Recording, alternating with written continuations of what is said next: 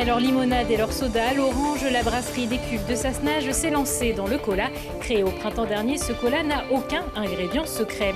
Visite de ECM Technologies, fabricant de fours industriels. L'entreprise iséroise fait partie des lauréats au fonds de soutien aux investissements de modernisation de la filière automobile. Entre le Covid et la saison blanche en montagne, l'entreprise Poma, leader mondial du transport par câble, se retrouve en difficulté. Nous ferons le point avec son dirigeant Jean Souchal. Bonsoir à tous, ravi de vous retrouver pour ce JT du mercredi 3 mars 2021. L'essentiel de l'actualité du Grand Grenoble, c'est toutes les heures à partir de 18h.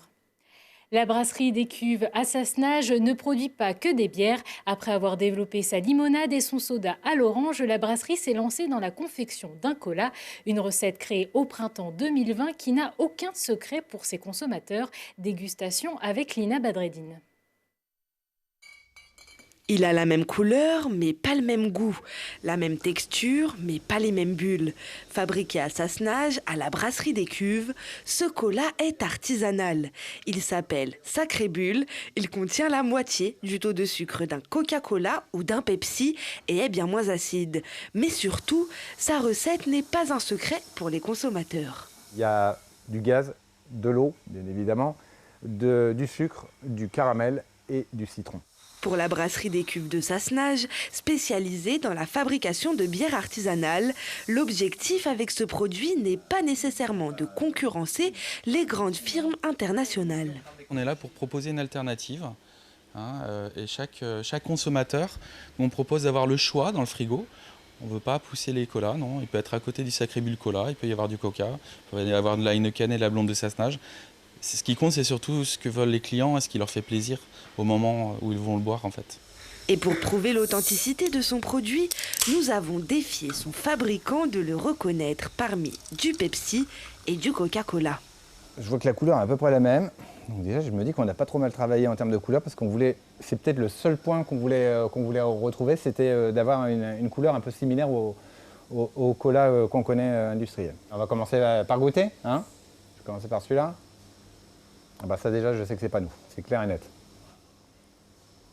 Ça, j'aime pas du tout.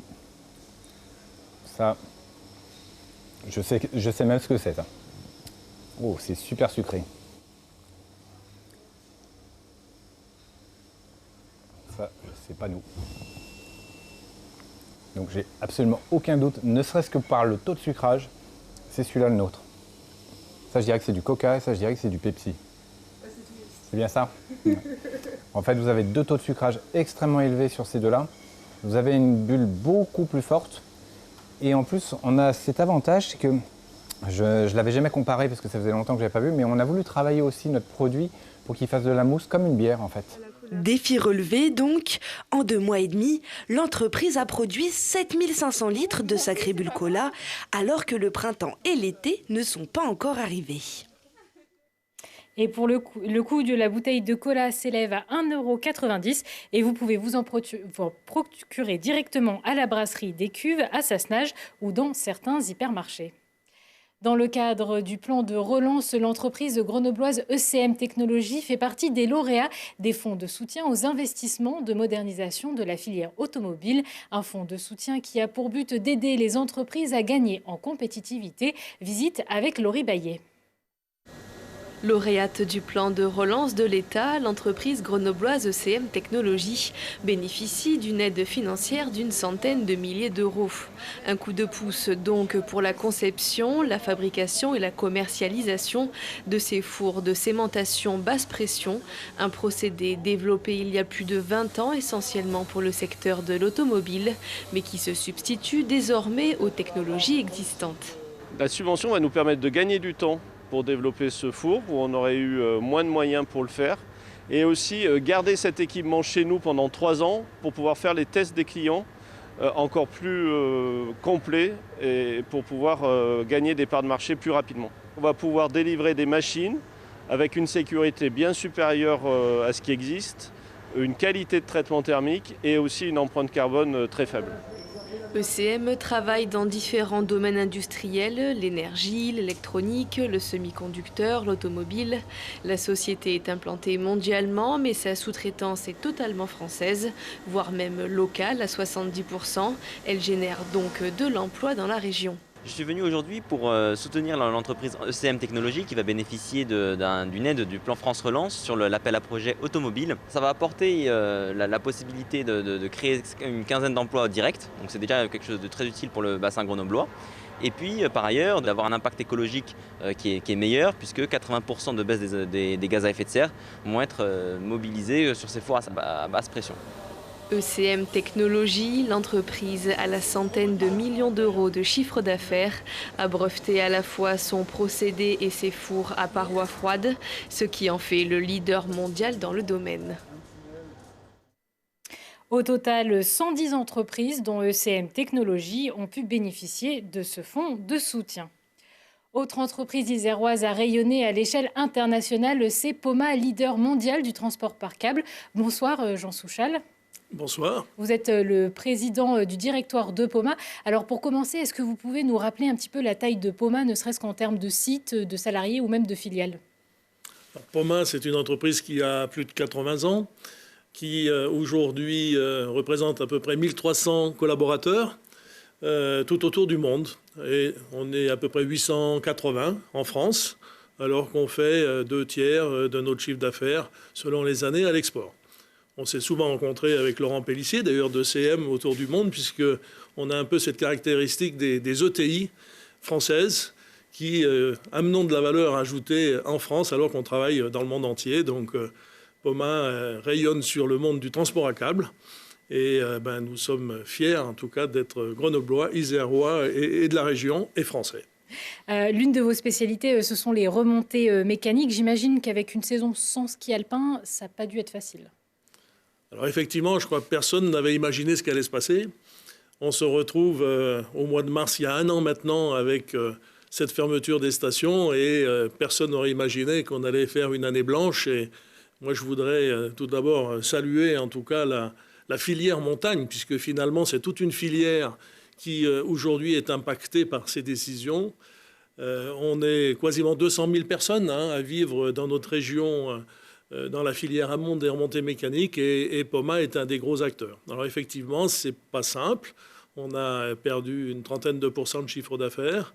2021 va être une année encore compliquée. 2022, vraisemblablement, puisqu'on vit de gros investissements que nos clients font dans différents domaines. Et le monde du ski est le gros morceau. Effectivement, au-delà d'être notre activité d'origine, c'est très important pour nous.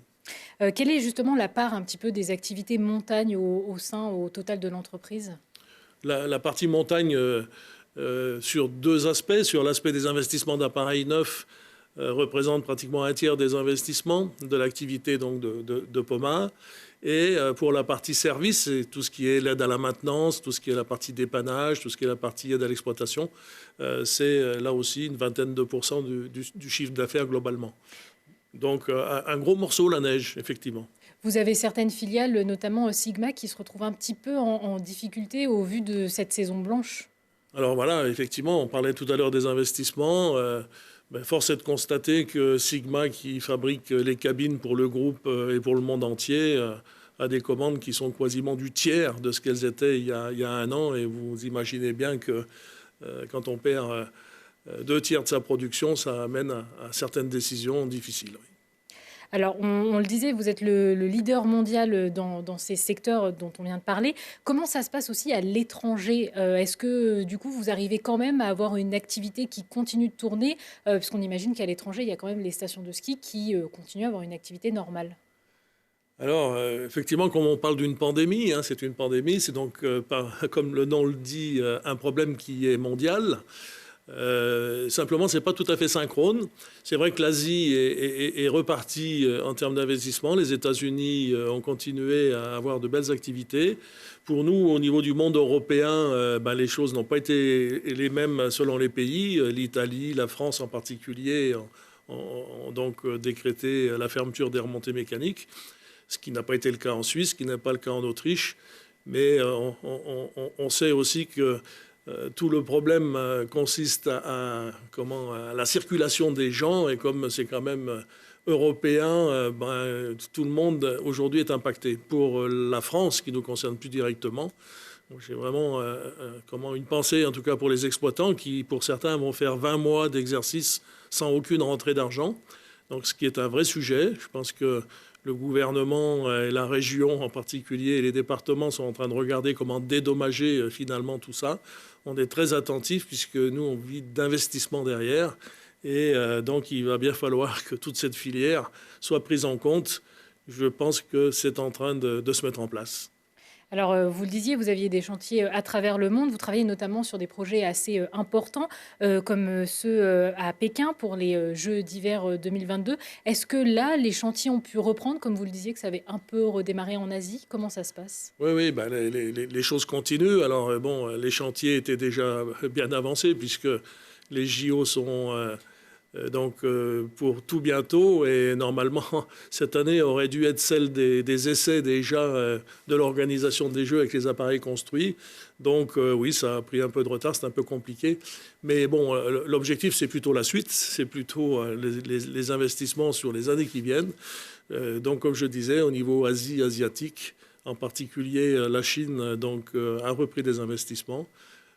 Ça se passe plutôt bien aussi dans les perspectives nord-américaines. C'est plus difficile pour d'autres endroits. Alors, une autre activité importante de votre entreprise, c'est le transport urbain par câble. Est-ce que cette partie-là, qui est peut-être moins impactée que les remontées mécaniques, peut vous aider à faire la balance avec les pertes que vous avez eues en montagne? Alors oui, on pourrait le croire, l'espérer. En attendant, les projets urbains sont des projets qui sont beaucoup plus longs, donc qui ont un effet amortisseur. On est en train de finir l'appareil de Toulouse, par exemple, en France. On est en train de finir 2 beaux appareils sur la Colombie. Voilà, donc ça, ce sont des appareils, finalement, qui vont être livrés là, dans les 6 mois, l'année qui vient.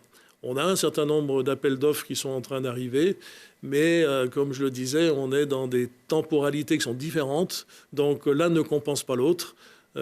Par chance, en tout cas, par contre, il conforte ainsi que le tourisme, parce qu'on fait aussi des appareils pour le tourisme ou pour l'industrie.